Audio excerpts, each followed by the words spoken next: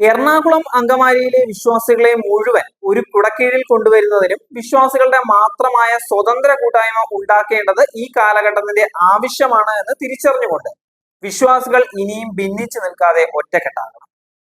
ഒന്നിച്ച് ഒരു കൂട്ടായ്മയിൽ അംഗങ്ങളായി സഹകരിച്ച് പ്രവർത്തനം ശക്തിപ്പെടുത്തണം എന്നുള്ള ആശയത്തിലാണ് സീറോ മലബാർ സഭ വിശ്വാസി കൂട്ടായ്മ രൂപീകരിച്ച് പ്രവർത്തിക്കുന്നത് എന്നതാണ് ഭാരവാഹികൾ പറയുന്നത്.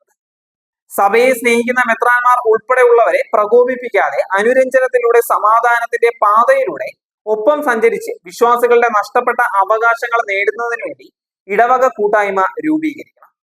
എല്ലാവർക്കും ഒറ്റ ലക്ഷ്യമേ ഉള്ളൂ: ഏകീകൃത കുർബാന നടപ്പാക്കണം. ധനമോഹമാണ് എല്ലാ തിന്മകളുടെയും അടിസ്ഥാന കാരണം. ധനമോഹത്തിലൂടെ പലരും വിശ്വാസത്തിൽ നിന്ന് വ്യതിചലിച്ചു പോകാനും ഒട്ടേറെ വ്യഥകളാൽ തങ്ങളെ തന്നെ മുറിപ്പെടുത്താനും ഇടയായിട്ടുണ്ട്.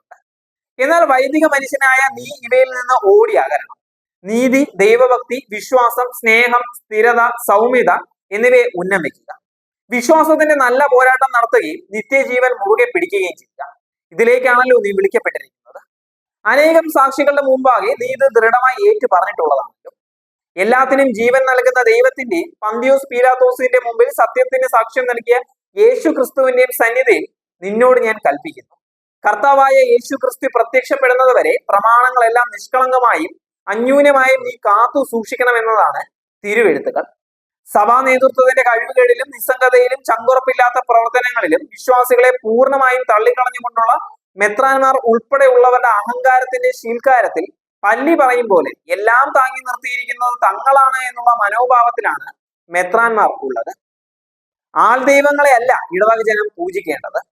സ്വയം തിരിച്ചറിഞ്ഞ് ഇടവക ജനം ലക്ഷ്യത്തിലേക്ക് എത്തണം. അതിനായി വിഘടിച്ചു നിൽക്കുന്നവർ പരിഭവങ്ങൾ മറന്ന് ഒറ്റക്കെട്ടാകണം. ഏക ലക്ഷ്യത്തിനായി വിശ്വാസികളുടെ സ്വന്തമായ കൂട്ടായ്മയിൽ അണിചേരണം.